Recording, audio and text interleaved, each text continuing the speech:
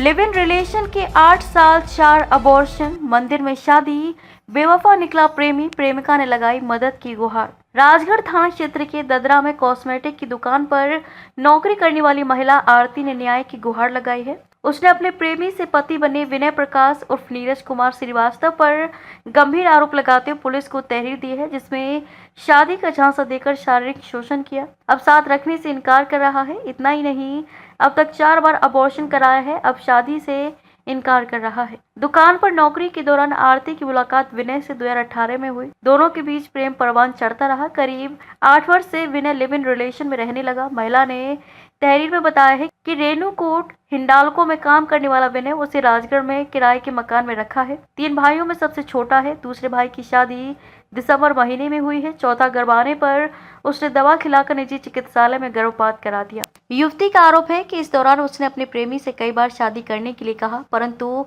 प्रेमी अपने बड़े भाई की शादी होने के बाद अपनी शादी करने का बहाना बनाता रहा। अब प्रेमी ने शादी से इनकार कर दिया। तहरीर पर पुलिस ने युवक पर दबाव बनाया और थाने पर सुलह समझौता के बाद 6 मई को क्षेत्र के जय बजरंग मंदिर में विवाह हुआ। शादी के बाद युवक दुल्हन बनाकर अपने साथ रेणुकूट ले गया। युवती का आरोप है कि उसका प्रेमी उसे जबरदस्ती दवा खिला दी, जिससे उसका गर्भपात हो गया। इसके बाद राजगढ़ क्षेत्र में किराए के मकान में उसे छोड़कर फरार हो गया। इस दौरान युवती कई बार बात करना चाहा, लेकिन बात नहीं हो सकी, जिस पर थक हार कर युवती ने अपने प्रेमी के विरुद्ध राजगढ़ थाना में तहरीर देकर कार्रवाई की मांग की है। तहरीर के आधार पर पुलिस दोनों पक्षों को थाने बुलाया। युवती का आरोप है कि पुलिस ने बिना कार्रवाई किए उसे छोड़ दिया। राजगढ़ क्षेत्र के एक निजी चिकित्सालय पर भी जबरदस्ती गर्भपात करने का आरोप लगाया है। इस संबंध में राजगढ़ थाना अध्यक्ष महेंद्र पटेल ने बताया कि लिव इन रिलेशन में रह रही एक युवती ने प्रेमी के विरुद्ध तहरीर देकर शारीरिक शोषण व गर्भपात कराने का आरोप लगाया है। मामले में जांच की जा रही है। वो 8 साल से मुझे झांसा दिया था शादी का।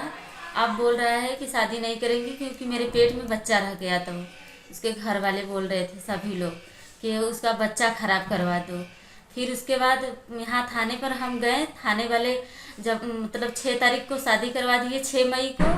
फिर 6 मई को शादी करवाने के बाद साहब लोग बोले कि तुम चली जाओ इसके साथ जहाँ पे ये रहता है। फिर हम इसके साथ चले गए और हम बोल रहे हैं कि तुम ही नहीं रहना चाहती हो, तुम ही नहीं रहना चाहती हो। सर लोग बोल रहे हैं यहाँ पे ददरा के जो हैं ये लोग बोल रहे हैं कि थाने वाले कि तुम ही नहीं रहना चाह रही हो, तुम जाओ इसके साथ रहो। हम इसके साथ गए और इसका भाई प्रिंस और नीरज दोनों लोग मिल के हमें 11:30 बजे रात को दवा जबरदस्ती खिला दिया। दवा जबरदस्ती खिला दिया। वो 8 तारीख को दवा खिलाया था। फिर उसके बाद मेरा ज़्यादा तबीयत गंभीर हो गया 3 साढ़े 3 बजे। फिर उसके बाद वो लेकर गया, हमें हॉस्पिटल में एडमिट कर दिया। एडमिट किया। फिर वो किस हॉस्पिटल में? साई हॉस्पिटल में। साई, अच्छा वहाँ जो है वहाँ पे इमरजेंसी में ले जाकर मुझे तुरंत एडमिट किया। फिर उसके बाद इलाज हुआ। फिर उसके बाद इलाज होने के बाद मेरा बच्चा सही निकला। तो फिर मुझे राजगढ़ रूम पे लेकर आया जहाँ पे हम रह रहे थे, और नीरज भी आता था मेरे रूम पे, और वही आधार कार्ड सब कुछ दिया है अपना, और रूम भी दिलवाया है मुझे, और 8 साल से मेरे साथ रह रहा है। फिर उसके बाद 13 तारीख को मेरा बहुत ज़्यादा तबीयत खराब हो गया। तबीयत खराब होने के बाद और लेकर गया मुझे लाइफ केयर हॉस्पिटल में। वहाँ पे कहाँ पे है? ये राजगढ़ में है। अच्छा। राजगढ़ लाइफ केयर हॉस्पिटल में लेकर गया और उसी टाइम मुझे मेरा बच्चा खराब कर दिया। और वो भी मुझे डॉक्टर ने ही अबॉर्शन किया, और डॉक्टर अबॉर्शन किया। और मैं बोली कि मेरा रिपोर्ट दे दीजिए, और बार बार गई, 2-3 बार गई, मुझे रिपोर्ट नहीं दिया। फिर उसके बाद हम आ गए रूम पे, हमें लेकर आया नीरज, रूम पे रख दिया। फिर बोल रहा है कि अब तुम्हें नहीं रखेंगे, थाने वाले को 1 लाख रुपए दे दिए हैं हम, देखो हम तुमको नहीं रखेंगे। और फिर उसके बाद वो हमें बोल रहा है नहीं रखेंगे। फिर हम गए थाने पर कि सर देखिए वो ऐसा ऐसा कर दिया मेरे साथ, मेरे बच्चों को मार डाला, आप लोग मुझे भेजे थे विश्वास के लिए, हम चले गए और मेरे साथ क्या किया।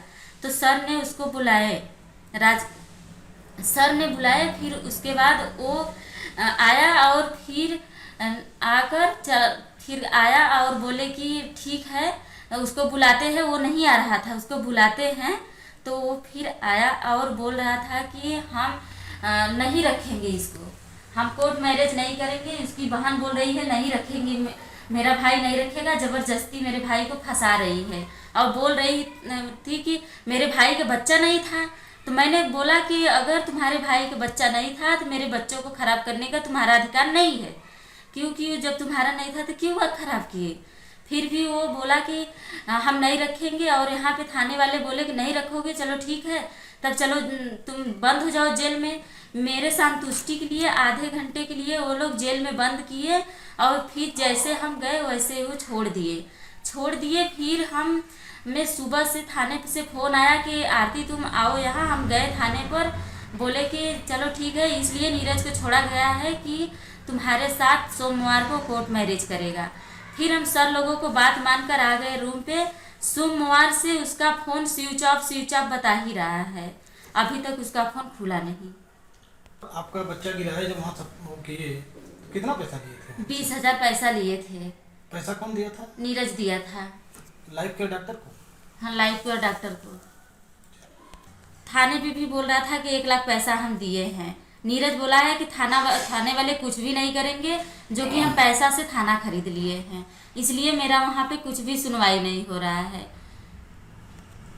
आप कहीं गई थी गाड़ी लेकर? वहाँ से बोले कि हम वहाँ से कागज़ फिर आया यहाँ थाने पर आया। फिर सर एक आए और पुलिस मतलब आए थे, वो हमसे पूछताछ किए कि तुम्हारे साथ क्या हुआ। हम उनसे बताएं कि सर मेरे साथ ऐसा ऐसा हुआ है, और बोल रहा है। हम बोले कि क्या सरकार पैसा नहीं देता है, थाने वाले क्यों पैसा ले रहे हैं, अन्य आदमी से पैसा ले रहे हैं, जो गरीब है उसका कुछ होगा ही नहीं, ऐसा क्यों कर रहे हैं। जब सरकार पैसा दे रहा है तो पुलिस प्रशासन क्यों पैसा ले रहा है, उन लोगों को नहीं लेना चाहिए ना।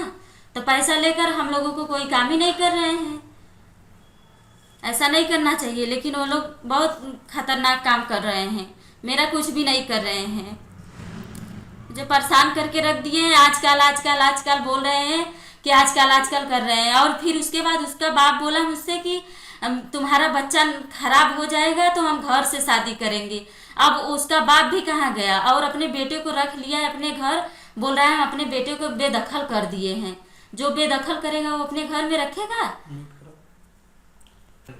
अगर मेरा कुछ भी सुनवाई नहीं हो रहा है तो हम थाने के जाकर सामने उसी जगह अपना आत्महत्या कर लेंगे, क्योंकि मेरा कुछ भी सुनवाई नहीं हो रहा है, और मेरा सुनवाई अब होना चाहिए किसी भी कीमत पे। मैं बहुत परेशान हो गई हूँ, थाने वाले कुछ भी नहीं मेरा कर रहे हैं।